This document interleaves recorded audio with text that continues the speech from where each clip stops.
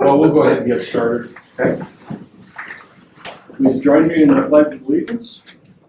I pledge allegiance to the flag of the United States of America and to the republic for which it stands, one nation, under God, indivisible, with liberty and justice for all. Okay, public comment.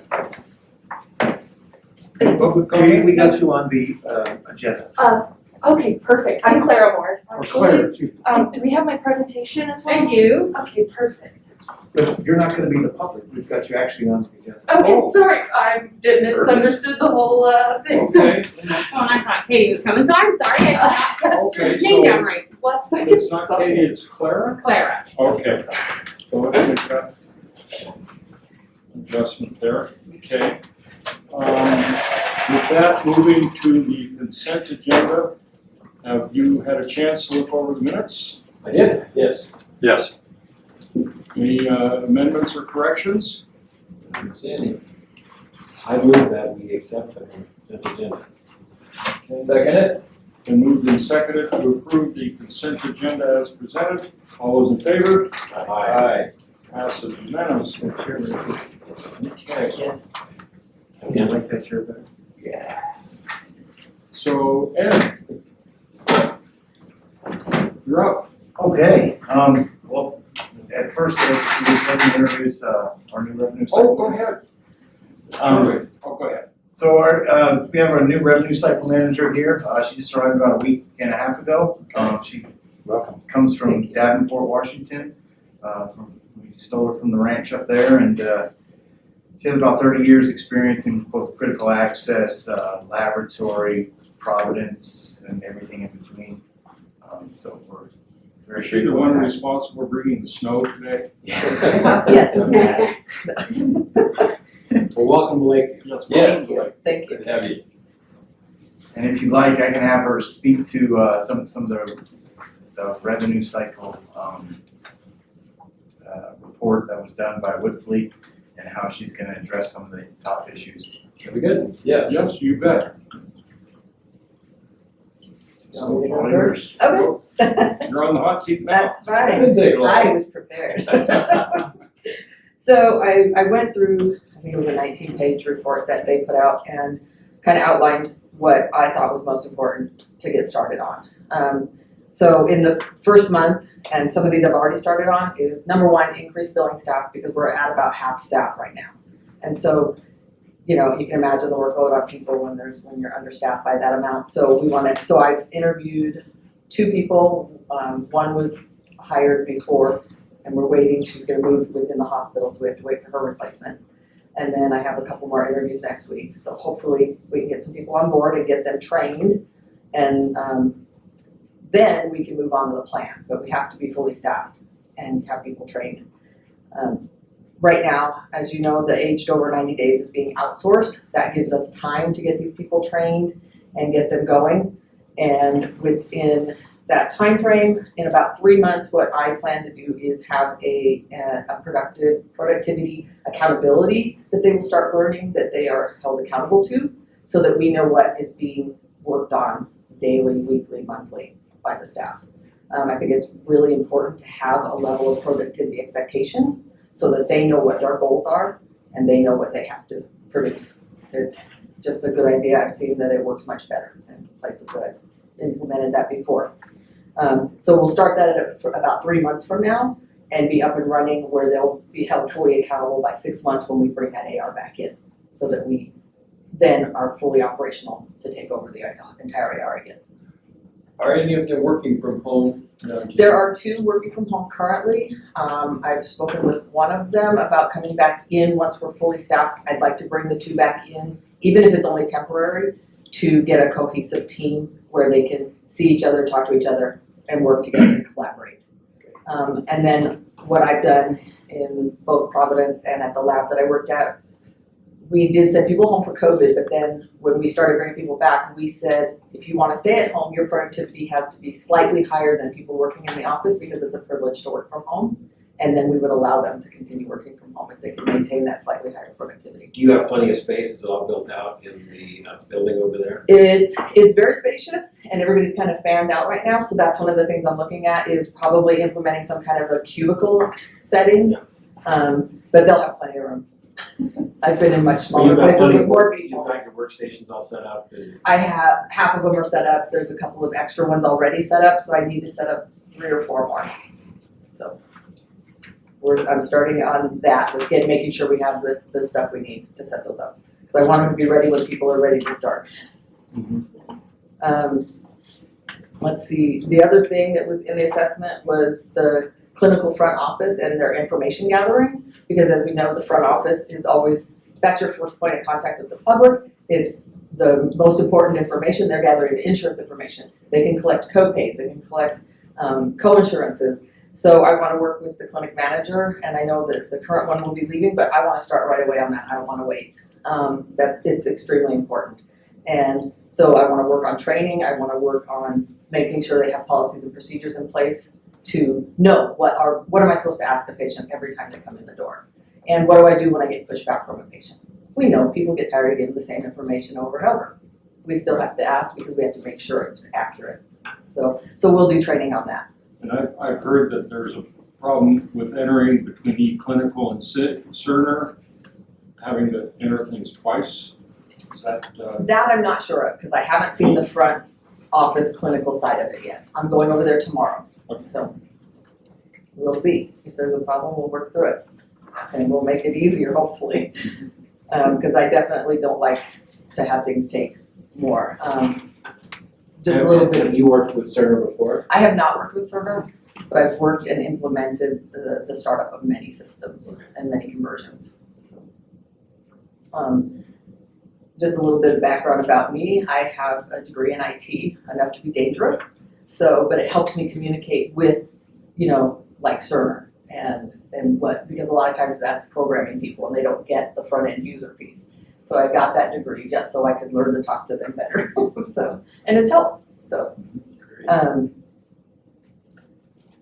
a couple of other things are work use. The workflow needs to be looked at because accounts are showing up in multiple places, so multiple people are touching them, just like you were saying with the front desk having to do things twice. You don't want that. Right. It wastes time, it wastes energy, and you can't get as much done. So those are my top 4 things to look at right now. I've already started looking at statements. I know that they have been confusing for patients and that kind of thing. I met on that yesterday. I pushed back with Cerner because I don't like them. I don't like what they're telling us, and it's unacceptable. So they are gonna fix it.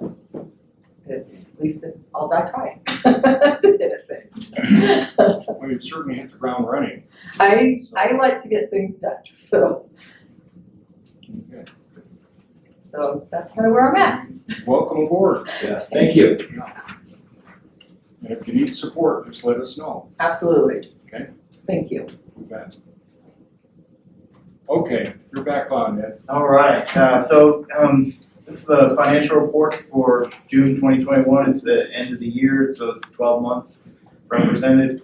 These are the draft financials. I'm gonna go through every single account and reconcile it, so feel pretty good. We might lose some ground some places, but we'll gain it elsewhere, and that's, Just a quick question in regards to the upcoming audit for this year end. yes. Are we gonna have a duplicate system going again, or we've got the reconciliation between the two? The CPSI pretty well out. Pretty well out. What we are gonna do, and it should be pretty straightforward, because we did it as we're sunsetting eClinical, CPSI, and Credible, the behavioral health one. Before we shut them off, they are gonna actually be active up until the audit, but I had us run all the charges, all the payments, all the adjustments, and anything that the auditors will ask for. My last place, I had to merge 2 systems, basically we dump it in Excel and merge it together so that it's legible and that we're not double counting. Right. Well, with past audits, we've had problems getting those systems reconciled, and then they drag on and on. No, and that's one of, actually, one of Jenny's first tasks is really to make everything housed in Cerner that's in those, like, payment plans and notes and stuff like that, making sure everything is already captured in Cerner so that it's one system, theoretically. Yeah, we'll be transferring some balances and things over so that we can shut that system down. Okay. And that we don't have to combine them. Yeah, it's been a pain in the past. They've asked for reconciliations and it's been tough. Right, and you make a payment that was charged in CPSI, and now that balance is not in Cerner for some reason, it didn't get changed, so we're reconciling that. Okay, So, thank you. next slide. The actual financial audit is scheduled for the week of the September 20th. So we're already starting to work on getting that schedules together, so. Patient count. Oh, okay, cool. Okay, patient count, start up at acute 21 over here, 328. It's 27, oops, I'm sorry, doctor. It's 27 over the previous year. But year to date was down 370. For clinics, it's down 277. Year to date 958. For outpatient services, it's up 1,000. Yeah, so they're really rocking over there. And, overall for the year, went from 51,455 to 62,104. So an increase of 10,649. Most of the growth is outpatient, isn't it? Yeah, so all total together, it's 88,876. It's very typical of organizations like ours, where more and more people are getting services on an outpatient basis. Right, not all we are. Or they're not going inpatient. A lot of the services are done on an outpatient basis. Okay, gross patient charges, for June it was 4.5 million, an increase of 907,000 over the previous June. Year to date is 48.2 mil, which is an increase of 6.8 million or 17% over 2020. So, thank you, Dr. Foster, for all your hard work. Makes a difference. It's next page, collections here. For June it was 3 million, which is an increase over last June of 914,000. Year to date is 29 million. That's an increase of 1.2 million over the previous time in 2020.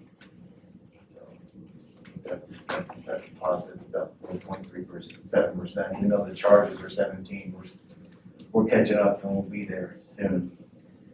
You got that other 17 next month, right? I'll see what I can do. Okay. No promises though. Days cash on hand, for June, we had cash on hand of 96 days, 8 more than this time in 2020. Know that the average is 71, but I know 90 is our target, but I'd like it to be 120. So would I. Yeah. You know? So, I like that. Remember the good old days when they were 120? Yeah. Okay.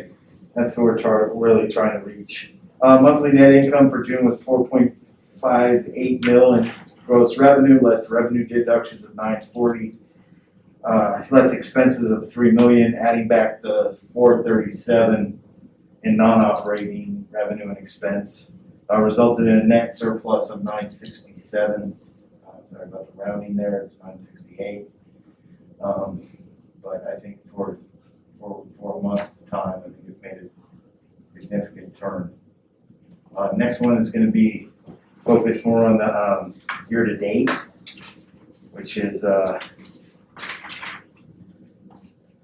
total revenue of 36 million, top here, with less operating expenses of 36, the 36,256. Oh, I'm sorry. Non-operating expenses of 1.2, reduce that 38 to 36. So it comes up for the year to date with a net deficit of 768. Like I said, there's a little, it could go either way. I think it'll go in our favor. based on the details and That's the AR we have What you're outstanding. looking for is a positive adjustment for Medicare? Yes, and I think it's from what I see as of right now. Well, I won't hold my breath. On the balance sheet, cash saw an increase of $371,000, total assets of $58.9 million, total liabilities of $48 million, fund balance of $10.9. Not a whole lot of change in between the months.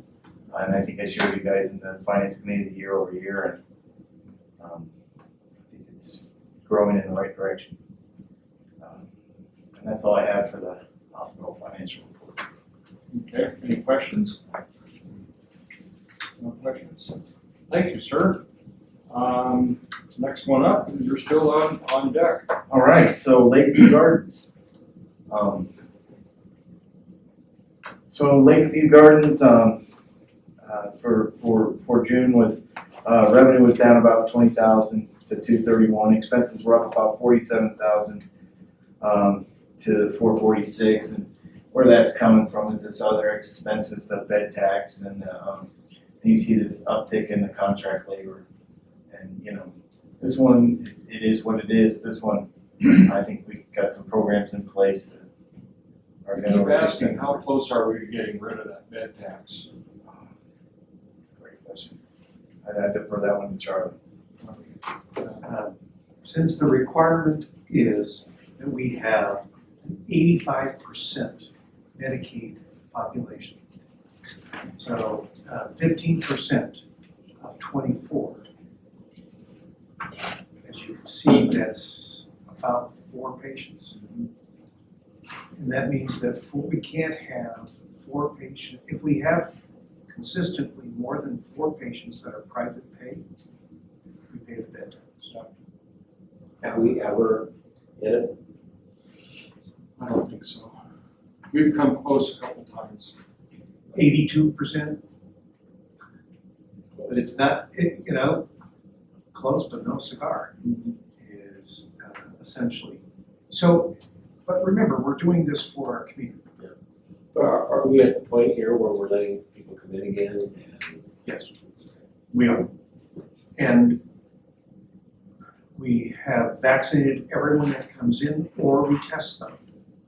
So we are keeping people, both patients as well as visitors or staff members, safe. That's the key part. We want to keep our residents safe. Thank you. Better one here is the Lake Health Medical Supply P&L. For June, had revenue of $34,825. It's a decrease about $7,600 over May. Expenses were $24,724, which is an increase over May of $7,600. It resulted in a surplus of $10,000. Drum roll, it's 2 months in a row. And then year to date, they're profitable at $12,356, which is $102,000 improvement over the previous year. So. New facility's looking great. Stuff I did. Good. Yeah. Lots going on. Okay. I think once now that we have implemented a lot of the changes that our consultants have recommended, we're gonna start seeing a consistent, better service. Are there signs on the way? New signs had to be made, they are on their way. There was some confusion about how the decal attached to the window. Once those got resolved, we'll get that. It's a detail. It was the detail, that's for sure. The devil's in the detail. Okay. Thank you. Any other questions? Oh, I tried to do different colors up on the screen with the shading. Is that easier to see or? That's helpful. Works for me, yeah. Yes, Okay. I noted that. Okay. Appreciate it. All right. I was in here checking it earlier, but I couldn't get very far, but I'm like, I think it'll work, but we wanted to check. Okay. We have a Vista update, and Clara, I don't know your last name, but Yeah. Morris, yeah, is it alright if I come up You bet, here? come on up. Alright, Do you thanks want so much. this to advance, so Ooh. that little button on the right there, Yeah. that will take you that way. Beautiful. Oh, thank you, Jen. Alright. Am I joining on this side? Sure. Alright, thanks. So, hello, I'd like to introduce myself. My name is Clara Morris. I am an AmeriCorps Vista, and my host site is here, Lake Health District. I've been serving since last August. My job, my position, my role is COVID-19 Response Assessment Vista. Sounds scary, I know. But we've all been dealing with the pandemic this year, and all of us have been touched by it in one way or another. And so I was tasked to basically assess the county, not for any medical or healthcare related reasons or anything, but we were looking at the social determinants of health, which I will review shortly. But I do want to just thank you again for indulging me in this topic, and I also want to thank all the leaders here for their service and leadership to the county and to the patients and clients here at the Health District. And so for myself, I am an AmeriCorps Vista. I'm also a Lake Health District employee. I'm also an EOCCO member. This was the population that we were mostly trying to target and navigate, but we did assess people of all insurance types. I'm also a 4-H club volunteer. I've been helping out the county this year with that, and I've also been volunteering for Kids Corner, which is the food bank up in North Lake. So that's just about my background a little bit. I'm not from Oregon originally, so I've had a big learning curve to understand CCOs, but I think I'm almost an expert now. So I was tasked to assess the county for their response, and this is not just with the health district, but this is the county commissioners, everyone, all the NGOs and entities here. And so the reason that we are building, that I build these findings and the survey and everything is to inform the preparedness plan for the county for future disaster relief and crisis intervention. So this is all information that I was supposed to be giving recommendations, and I didn't like that word. And that's because, frankly, there's no obligation to pursue anything that I'm sharing today, just to make that very clear. But I do want to say that these are solutions to explore, to give you all the opportunity to really go into what I'm sharing today on your own, or ask me, and I'm here till the end of the month, and definitely here to inform and provide more information. But really, I wanted to share this to say that this is all, on the onus of others to inform and take into the future. And so, along with that, I just want to also briefly share before I get started that I also wrote a report, which was the Lake Health District Stakeholder Narrative Report. Some are familiar and some are not with this, I believe. This was a report full of stakeholder interviews that I conducted in the fall. I interviewed folks like Charlie, our CEO. I interviewed our sheriffs. I interviewed ranchers from Plush and Adel. I interviewed many people from all over the county about how the impact of the pandemic has impacted their jobs, their role in the community, and everything near and far. This was also to help me understand better how the response has been here in the county. But I thought, we have a lot of insight and a lot of really positive feedback from the stakeholders here at the health district. So I went ahead and built a report called, the Stakeholder Narrative Report that basically said, okay, this was how the health district managed. This was all the organizational impacts that it had in people's roles, how they changed. These were the strengths and also the challenges for future inquiry as well. This report got some hubbub in the rural health community, and they reached out to me and said, we are actually looking at the Rural Health Conference in Bend.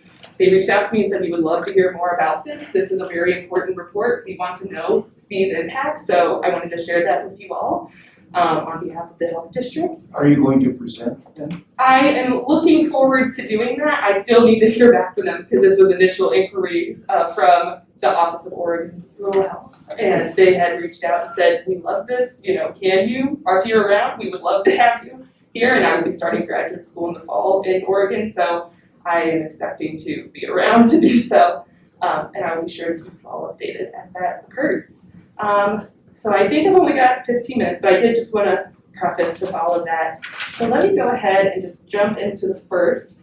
This is sort of the initial nitty-gritty that I will go into.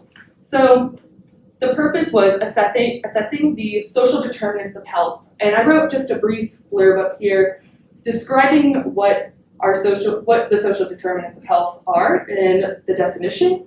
So the conditions in the environments where we are born, live, learn, work, and play, and they affect the quality of life, outcomes, and risks. So if we're unfamiliar, then an example would be, do you have transportation to go to your medical appointment? Do you have internet to call your doctor, or a telephone even? So we wanted to look at how people were able to access those services, or any sort of way that they could get through to getting food or healthcare or getting to essential activities throughout this time. So along with this was an adapted survey from Robert Wood Johnson Foundation, the Harvard Teaching and School of Public Health, and NPR. I did not want to reinvent the wheel, but it was very dense, so we had to condense it down from over 56 questions to 26. This was to basically ensure that we were grabbing people's attention and making sure that we were getting the most important insights we could out of that.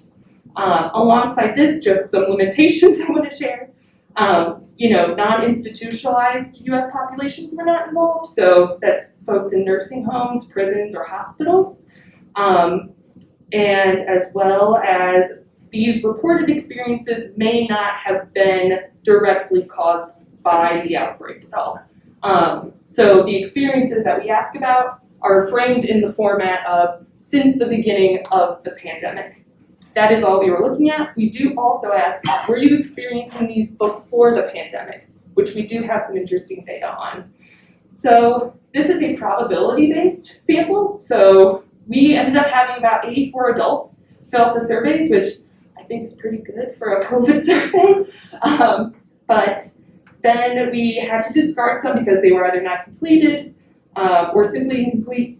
And so it ended up being 49 surveys. So taking that in as well, using this bubble, this group to represent the larger county. But we also have this data available by township as well because of the lower response rate. So some of these, Silver Lake and Christmas Valley might have different problem areas or different strengths throughout the pandemic as well. But moving ahead, I'm just going to jump right into, I will go through, explore the challenges and the solutions that are tied to them, and then I will present some strengths at the end. So, starting first. So, first of all, 24% of the respondents had delayed bills so they could put food on the table. I know that's not a big number, but that's a concerning number. So I will just go through the challenges and then the solutions because they will coincide. So 42% of respondents then had trouble paying bills in the general sphere. Mind you, this is all since the start of the pandemic. 23% of respondents had housing or environmental problems in their housing situations, with 21% indicating caretaking as an issue.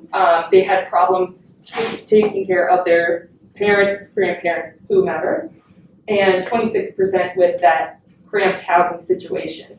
So, and as we know, for the pandemic, that did not create a conducive environment to disease prevention. So 77% of respondents also indicated that these were areas of trouble before the pandemic started. So that was work and employment, health and well-being, which refers to mental health, as well as financial problems. And all of these three were also listed as their current problems as well. That was a direct correlation. So with that, we also did an income demo stat, and so the 55% of respondents are currently economically in the less than $25,000 earning range up to $50,000. So that does tie into our solutions to explore. Some of these, you'll see me say terminology of things that you guys are familiar with and that you all have the hands in. And so I'm only presenting this as things to explore and just to provide what ideas for how to use those funds, for example. So for off the top, we do have a hospital financial assistance program. We do have the payment plans and insurance enrollment information, which is very great. That is available on the website and everything. That is more to just clarify that these are available. But the next solution is what other CCOs have also implemented, and I've spoken to those as well, and they have said that this has been very effective, is allotting emergency funds to entities working with food insecurity, since we have financial issues as a big issue here, as well as putting food on the table. So that could be, using flexible funding that has less oversight in the initial sort of implementation, like all the work that gets done beforehand, so then when there's a next crisis, you figure out the threshold of crisis of patients that are sick again, and then those entities can file for that funding, for that community benefit reimbursement dollars. So that is another idea. The next is that we know that a Lake County resource guide is being made available to SNAP recipients at the DHS office. And so, or we are at least working on that to implement, which will be great because we are working with VeggieRx to get more food to kind of cure the food insecurity in the county. So if we have more sources where people can go and receive food, that's fantastic. And the last thing for this is that we should bring the backpack program to Southern Lake County. That has been an incredible initiative in the North County, and that was something that I worked with. I've been talking to Paul McGinnis and my other colleagues, Arvinder Singh, and these were some initiatives that they were really passionate about and really thought backpack program. That is something that the school, I know that from talking to Michael Carter, the superintendent, he is also very much on board with getting the community together and involved in these sorts of initiatives. So this is somewhere where we should definitely explore a little bit. And I mentioned these other areas at the end with the housing, economic salaries, and then housing and environmental problems, because there is a housing needs survey coming up, and mentioning before that didn't serve as conducive to disease spread, or was. So moving next. So we do have a challenge with 48% of respondents indicated a negative impact from social and physical isolation. As I'm sure we are all familiar with, and we didn't need a statistic to show that everyone's been struggling, but it's great to have this. So a solution for this is we know that working with the sheriff's office, they receive a lot of senior citizens that come in just for their own safety checks. So they will just come in and talk to an officer and stop by, and that serves as their safety check. And that is something to explore with them, as well as Outback Strong Village, which is an initiative similar to Community Solutions, where we actually already have this in place here. We just need to utilize it. And it is a phone line where folks can call in, and I can say, hey, I'm a carpenter and I can fix patios. If anyone ever needs, a patio or carpentry expertise, they can call me. That person with Outback Strong Village says, okay, we're gonna put you on the list. And then say someone who is experiencing loneliness or needs help and is elderly and can't do that task, they call and say, hey, I can't get up the stairs, I need like an ADA access. Can someone with carpentering skills come help me do that? And we say, of course, we actually have someone right here, when can they come by? So making those connections and those warm handoffs is gonna be really crucial to creating some connection in the community again. Community Solutions is a GOBI, Greater Oregon Behavioral Health Initiative. That is this is a program that also works similarly. So it is where they are also receiving calls from people that are saying like, hey, I have time, for an hour or two this week. If someone wants to talk to me, that is totally cool. Like, reach them out, and I'd be happy to go over to their place and have a coffee or whichever. And then that senior citizen or whoever is experiencing loneliness can reach out to them and say, hey, we can, like, I would love to talk to someone this week. So that is to close the connection with just talking and that just like real connection person to person. And the Outback Strong Village can serve as that as well. That's something my supervisor does work with Outback Strong. So if that is something that we should incorporate, that's something to look at too. So Outback Strong is more services based, Community Solutions is more talk and sharing based.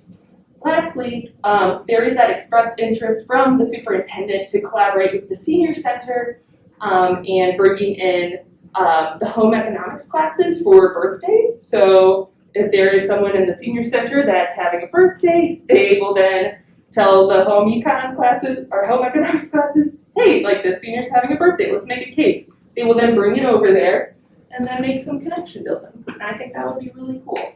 And he's definitely on board with that. So the last thing I do want to point out before I go into the other strengths is that there was, surprisingly to me, zero Hispanic Latino response in our Spanish language surveys. So we had both an English and Spanish language survey. We posted these on Facebook with their own little blurbs in Spanish that I wrote, and maybe I'm not sure what the disconnect was, but we also put them out in the paper form at DHS, all the library branches, Kids Corner, many places throughout Lake County, and we received zero response from that one. I was surprised. And then when I looked at the English language responses, people were indicating in the demographics that they were Hispanic or Latino. So that does kind of tell me like there is a level of comfort perhaps with the speaking English, there's a cultural comfort. And I also wanted to point out that the public health outreach with that community has been incredible. Judy Clark has been working overtime the past year, but she has been really leading that initiative to reach out to the Latino families in Lake County because culturally they co-house, which is not conducive to disease prevention. So being on that to make sure that they were able to get time off of work and make sure that they were able to get the hours they needed as well. So that was really unique and really cool for Public Health and Judy and the Health District to really lead the effort on. And as well, Maria Licea with the Chamber of Commerce has been doing the Spanish language chamber chatter. So they have apparently been having an increase in all of these requests and have even done a reorganization of their structure. And I have, I reached out to both Gobi about Community Solutions and the Chamber, and I think they're both pretty swamped right now. So I think that having her as a resource and knowing that we're getting more translators in the hospital is going to be really, really impactful. And it's just really awesome to see the community come together with that.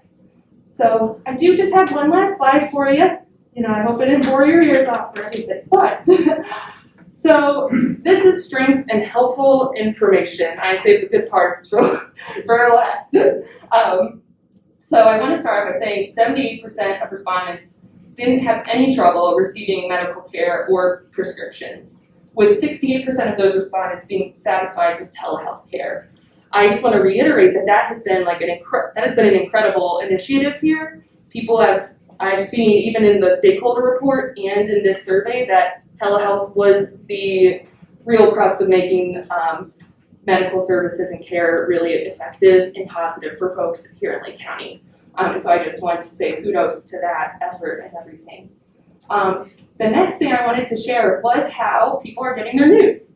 This is just information to have so that if we ever need to disperse critical information quickly, the best ways are going to be online TV and radio.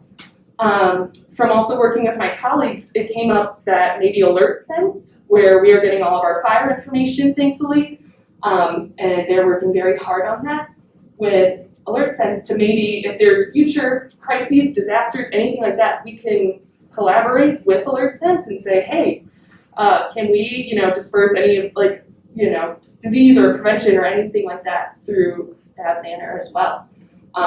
That's something to look at. And so future inquiry would also include the networks, websites, stations, to also understand that better as well. And lastly, I just wanted to share that 50% of the respondents indicated themselves or someone they know as high risk, and or diagnosed with a disability of impairment. And that respondent's word is not supposed to be there. But I just wanted to share that basically just as the demographic of this is a capture of, this bubble of this probability sample, but if we are using that as, and looking at as a larger sample of the county, then I think that should be taken into account for with our risk levels. So that's all I have for you today, but I really just want to thank you all for taking the time to listen to me, and I apologize if I'm all over time, but I've really loved my year here in Lake County, and everyone here I've received the warmest welcome, and everyone's been so kind and awesome, and I'm really sad to leave, but I'm also really excited to come back in. I'm going to bed, so I'm not going too far. I'm really excited to just be here. So I just really want to thank you guys, and Charlie and Jen for everything they've done. So thank you guys. Thank you. Good job. Thank you. Good job. Oh, and lastly, if you have any questions or anything, I can give you my card again as well. Thank you. Thank you. Next time, talk faster. We just approved Dr. Fenna for her second year. She was a original, and then Dr. Fast was a radiologist. Next up, Dr. Foster, you're on. All right, so we're just need to approve Dr. Fan for her second year, and then Amber Fast as well. What is she? Radiology. She's a new Cora radiologist in Med. Okay, another core radiologist. And that's all. Okay, and you make the recommendation, we accept them. I make the recommendation. Okay, So move we accept the recommendation, Dr. Foster. I second that. we moved and seconded to approve the medical staff privileging as presented by Dr. Foster. All approved, all in favor? Aye. Passes unanimously. Thank you, Dr. Foster. Yeah, they told Dr. Fan at Med staff that they weren't gonna approve her second year, and she was like, okay. Teresa's not here? No, she is not. Okay. So, sorry about that. She didn't have a lot that she wanted to say. Okay, There's a lot of changes going on. I can imagine. Okay, we'll move on with Teresa not here, Teamsters contract. So, I think I sent out to you the contract itself as well as the summation of the changes to the agreement. Did everybody get a chance to see that at all? So I don't need to go through all the details on it. So the process normally is we negotiate the contract before the end of the year of the contract. We agreed this year because of COVID, and it was hard to meet all the time. We agreed that we would do some Zoom, some email negotiations, and so it's taken longer. And we now have, the agreement was essentially agreed to in June, was sent out to all of the members here of the Teamsters, members of the union. They voted and they approved, the membership approved this. So the last step in this process is for the board to ratify the negotiated agreement that we've negotiated, presented to the membership, they agreed to it. So I'm asking that you approve this, you ratify this agreement. It's effective January 1, 2021, so it's a little bit late, and go through December 23. Any changes then get paid retroactively once it's signed, or? changes were already implemented.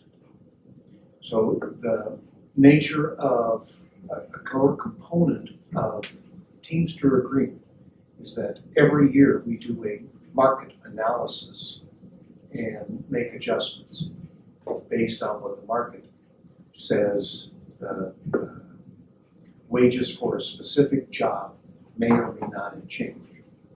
As part of the negotiation, there is a minimum amount of change.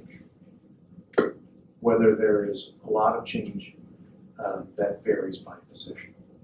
Okay, so what you saw in the agreement, those are the minimum change. Okay? Right.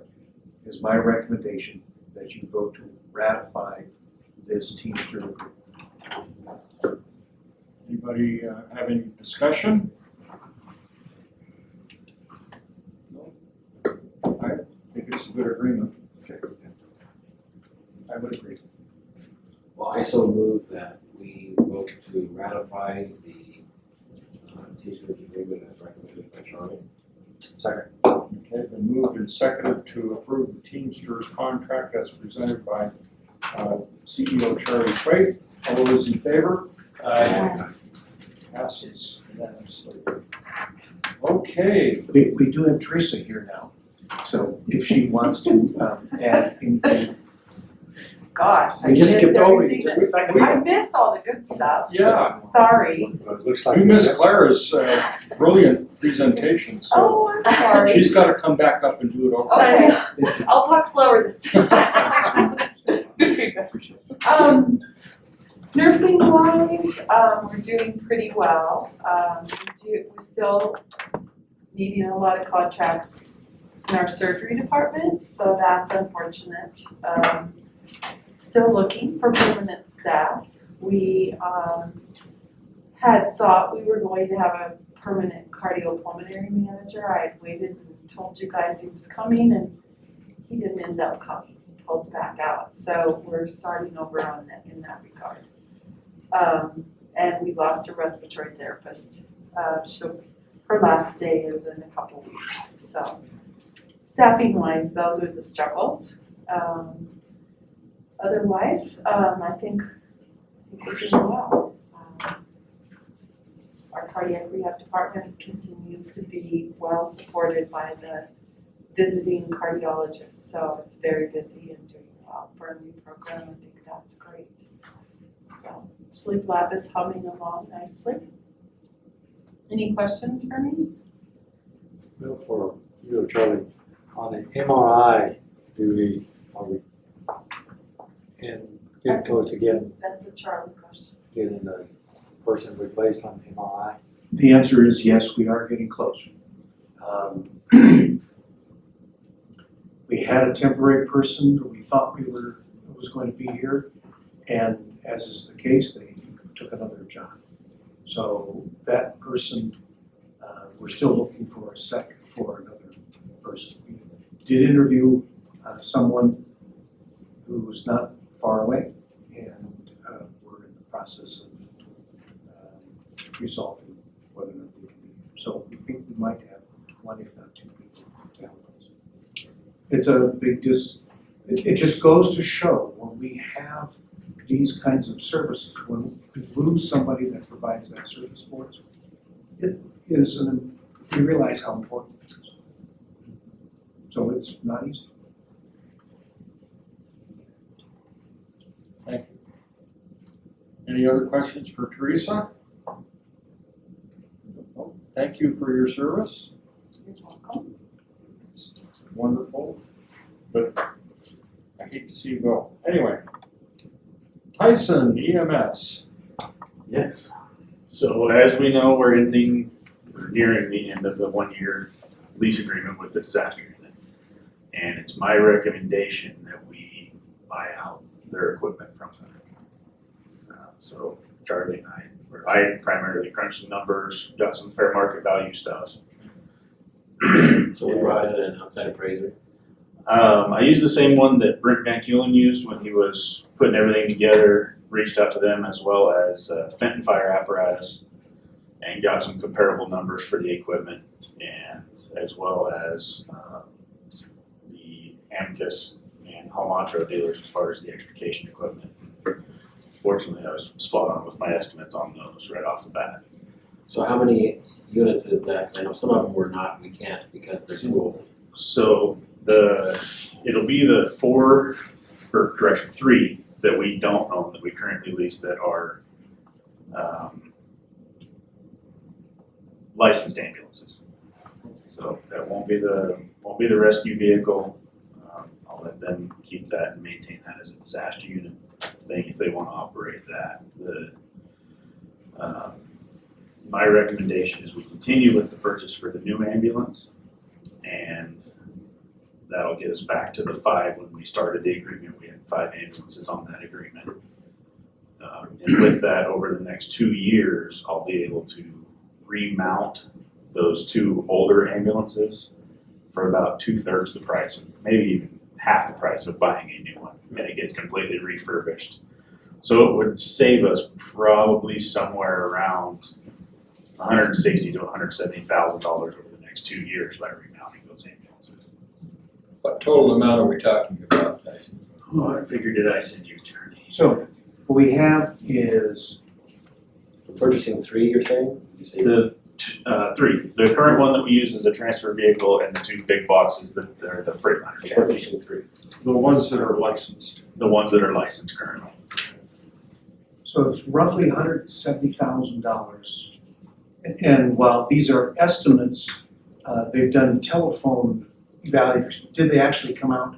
They did not, because they're from Alabama, I believe, or Missouri or somewhere So back there there. may still, what we're recommending, what we're asking is, remember, we have 3 options with the disaster. One is that we continue the lease agreement. 2, we get a fair market value, and if they agree, then we would buy it. The third option is that they take their equipment and we find something else. Those are the 3 options.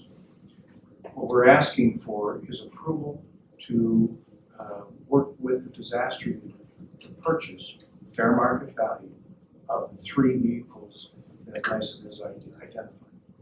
It's $170,000. Now there may be some, Plus or minus, right? give or take a little bit, there might be some adjustment. I mean, the numbers they sent me were pretty broad range. It was mid-20,000 range for the 2 big boxes, and then the low, like 100 to 125,000 for the 2016 that we currently use as the transfer rate.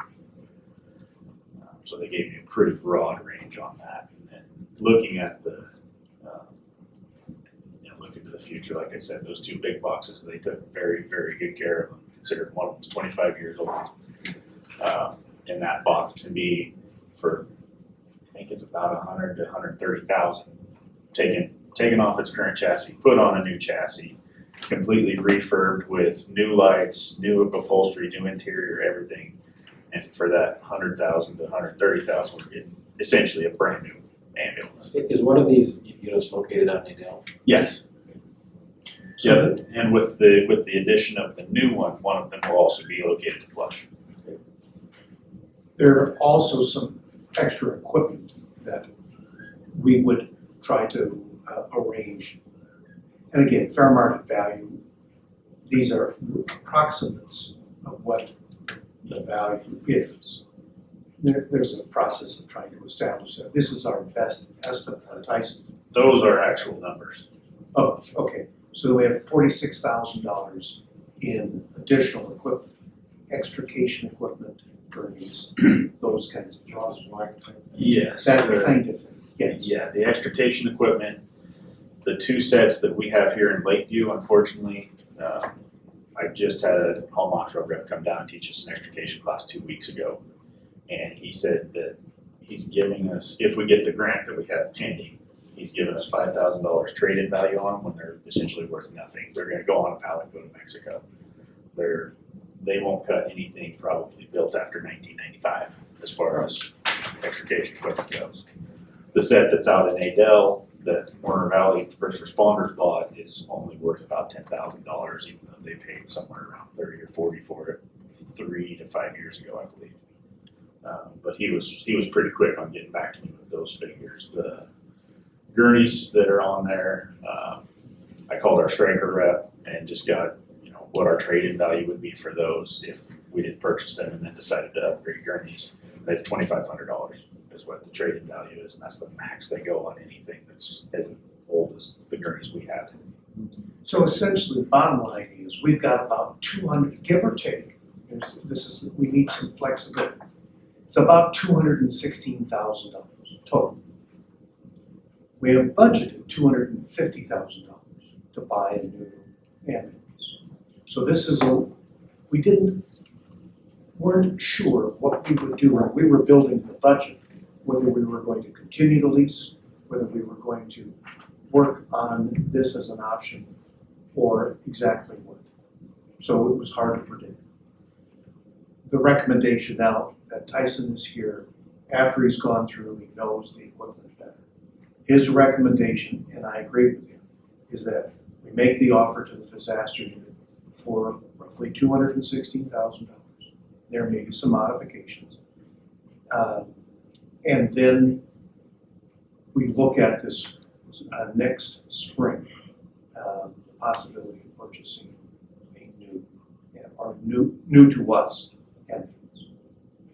What we would anticipate doing, Next year's budget? no, it'll be in this year's budget. What we want to get to is we set ourselves up to a cycle of buying and getting a new vehicle every, if it's 5 years, every year we get a new one. And then by the end of the 5th year, the first one that we bought, we would trade in and get a new key. So we keep consistently good equipment. We don't want to get to where we have vehicles that are from 1996. And that's what we have right now. So our recommendation is, based on what Tyson has worked on, is you authorize us to spend $216,000 for the fair market value of the disaster unit equipment. We'll have to work on next spring with what our plan is, because we didn't budget for essentially buying 2 price units. And a new ambulance is about $200,000. I think it was 210 was the bid that I got. Okay. So this is what I anticipate we will be looking. And as you recall, this past year, there were a lot of things that we did not have in the budget because we just didn't. Now, there's always a possibility we will continue to find grants, and there are options for those.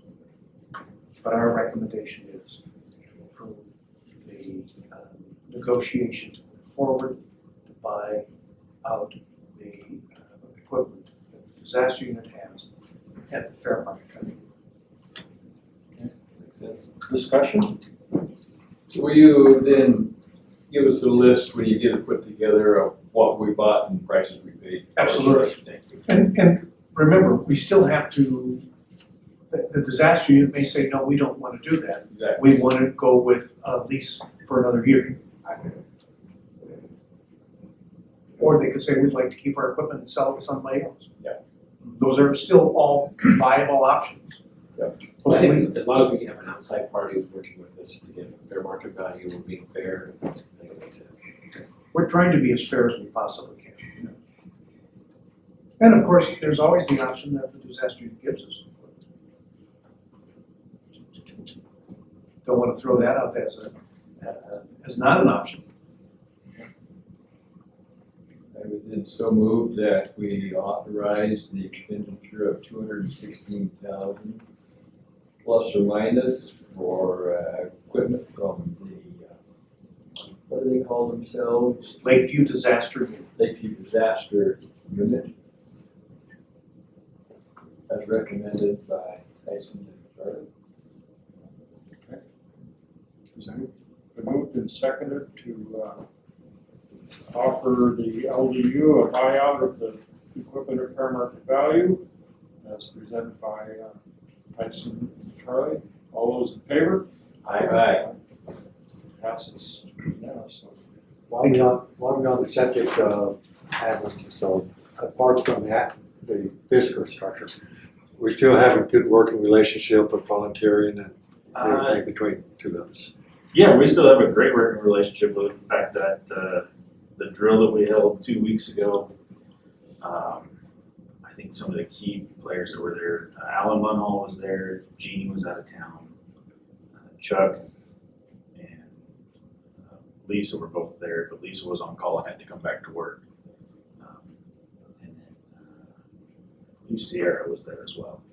So yeah, we still have a good working relationship. I'm trying to encourage them to, come in and pull shifts as you see fit. Alan and Jeannie have both expressed interest in, now that Alan's only working 1 day a week in the ER, or I think it's 1 day a week. Even less. Even less than that. He's like, hey, how can I get on the schedule? I said, well, they'll give you access to it and let me know when you want to come in and work. So, Yeah, that's a good couple there. yeah, it sure is. Okay. Thank you, Tyson. You bet. Okay, Mr. Twig. So, it's been kind of slow month. Nothing much going on. We have had a couple of changes, and some good, some challenging. I thought I would give to you a update on all the grants that we have, and I think what I'm going to do is just email it to you.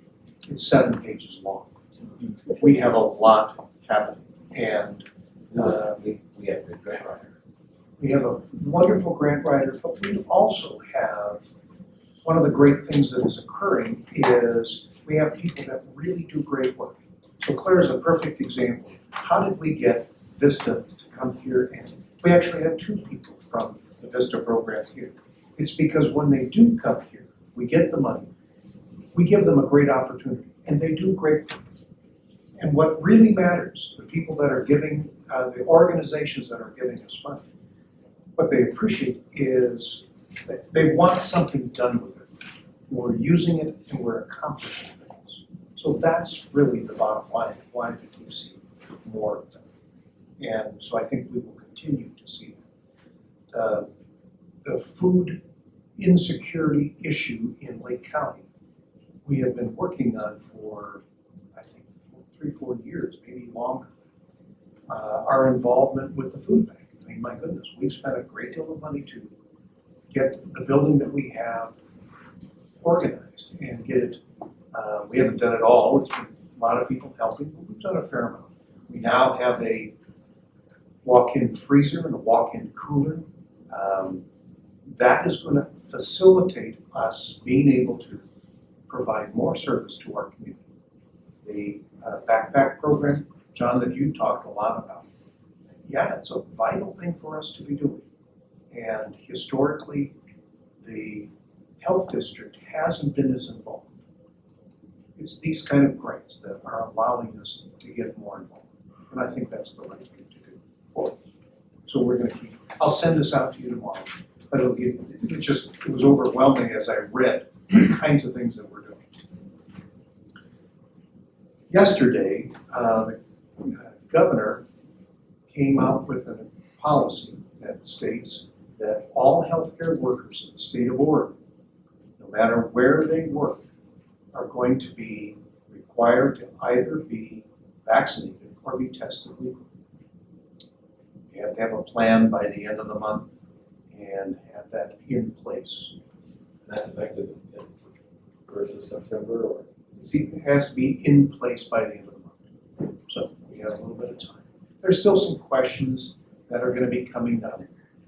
There'll be questions about what kind of testing, how do we track it, but we have to report all of that. It has greater impact than just what we often are hospital-centric thinking.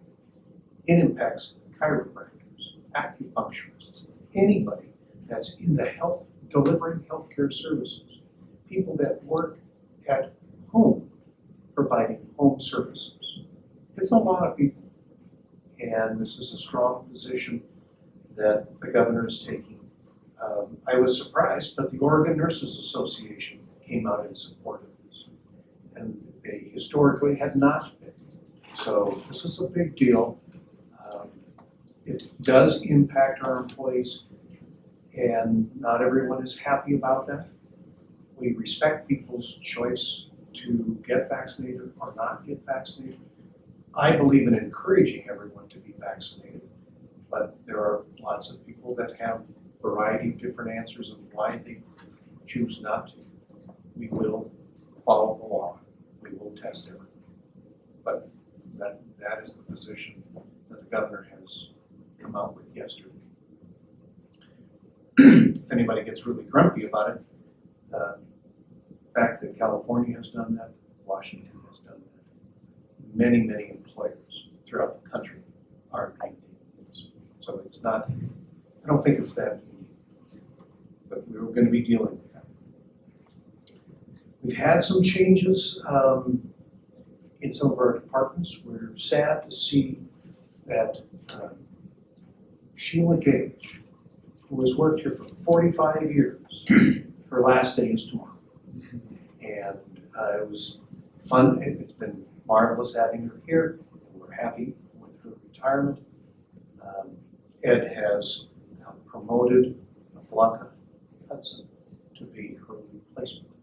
Now, we will need to have someone oversee our processes, so we're still working out the details on that. But it's great that Blanca will be in that position. We're always happy to promote wherever we can. We have another exciting bit of news. One of our nurses, been here for, I think, 6 or 7 years,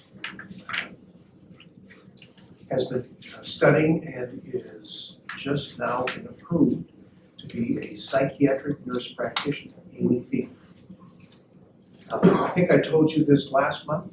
She finally got her license approved and she's able to start on Monday. So that will be a combined opportunity for us and for Warner Mountain Medical. So she'll be working a couple of days with Dr. Graham. So that adds a greater strength in our community for mental health services. The other days she'll be working with us. So we're excited about that as an opportunity. That gives us 2 psychiatric nurse practitioners. That's a pretty big deal.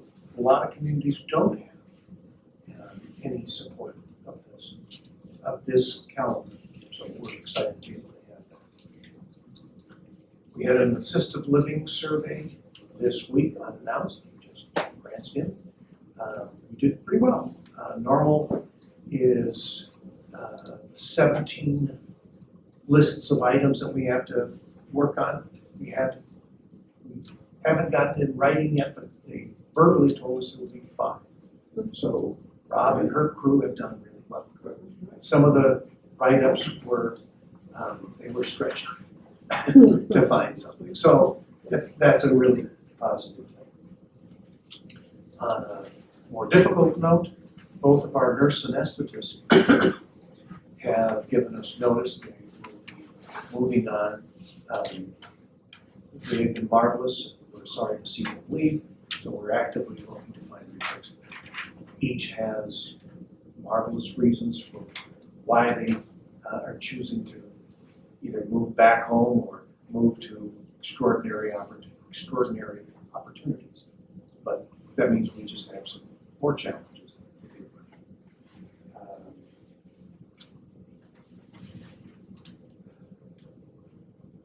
I think that's kind of all that I have. Unless you have some questions about any issues that have come up. Concerns that people have come to you and said, what in the world is going on? I think the MRI is the big talk of the town starting. People having to go outside.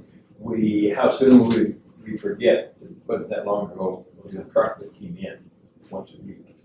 And do you know, when that truck came in once a week, came out of Boise, and we had that service, you know what stopped that from working? They hit a darn cow.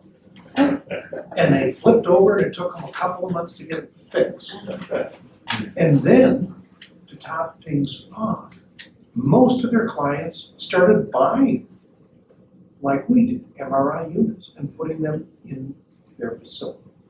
So the need and the concern was always, if you have a mobile unit, somehow it isn't as good as it used to.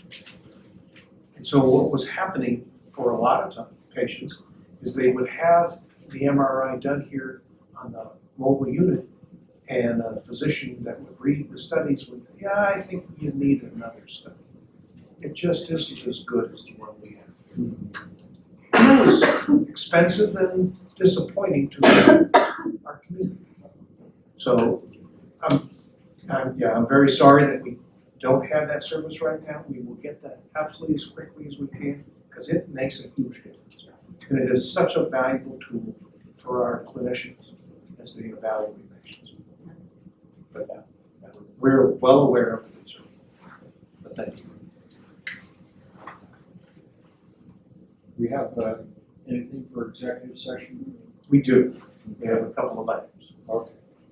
So we'll do an adjournment into executive session under ORS 192-660, bracket 2, bracket A personnel, bracket C medical staff, bracket C real estate, and bracket D legal. And we'll take a 5-minute break.